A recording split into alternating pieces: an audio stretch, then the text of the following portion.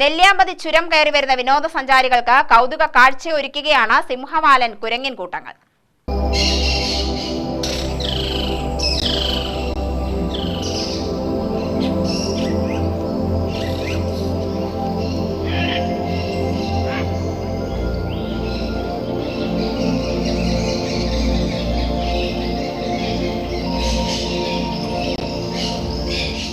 നെല്ലിയാമ്പതിയിലെ തോട്ടവും വനഭംഗിയും കാണാനെത്തുന്ന വിനോദസഞ്ചാരികളെ പോത്തുണ്ടിയിൽ നിന്നും നെല്ലിയാമ്പതി വരെ വരവേൽക്കുന്നത് സിംഹവാലൻ കുരങ്ങുകളാണ്.